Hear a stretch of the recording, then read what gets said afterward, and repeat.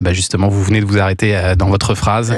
Et ça nous permet d'enchaîner sur Sébastien. Et alors Sébastien, ce matin, on va prendre le large avec vous grâce à une bande dessinée. Oui, une BD pour prendre conscience qu'on a mangé la mer. C'est le titre de la BD. On a mangé la mer. Elle est sortie la semaine dernière chez Futuropolis. Dessin de Olivier Martin et récit de Maxime Delisle. 2025, c'est officiellement l'année de la mer. À Nice, en juin prochain, la France va accueillir la conférence des Nations Unies sur l'océan. Wow. Alors les graphismes de cette BD sont sublimes. Je ne pensais pas m'extasier autant devant un dessin de bébé cabillaud, mais ça a été le cas.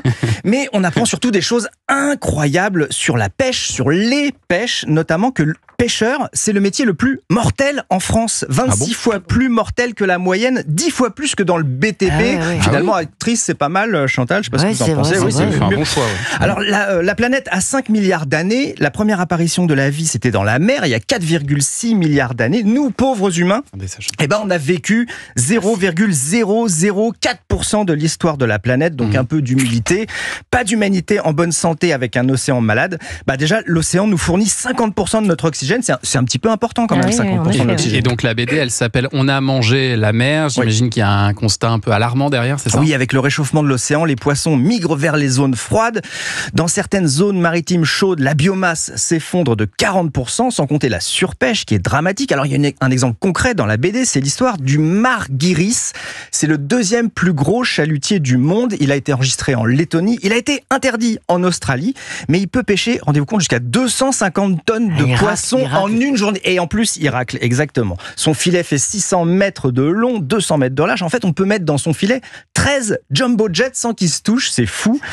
Il y a 3 ans, son filet s'est brisé. Il a lâché 100 000 merlans morts dans le golfe de Gascogne. Car oui, ce navire pêche en toute légalité en eau française. Voilà, il n'y a pas que des mauvaises nouvelles dans cette BD.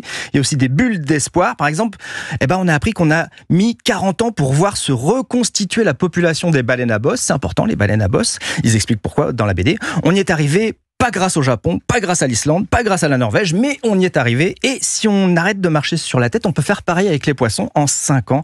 Voilà pour les bulles d'espoir, sachant qu'une bulle, ça éclate facilement. Bref, on a mangé la mer, enquête au cœur de la crise de la pêche en France. Une BD parfaite pour lire, je sais pas, sur une plage près de Ramatuelle, par exemple. Donc je vous l'offre, Chantal, si ça vous fait plaisir. Merci, mais ça m'intéresse, parce que la mer, elle est maltraitée. Et voilà, donc vous saurez tout sur ça. Vous repartez les bras chargés de cadeaux, parce que vous avez aussi le livre d'Albert Moukébert, il vous l'a offert tout à l'heure sur le cerveau.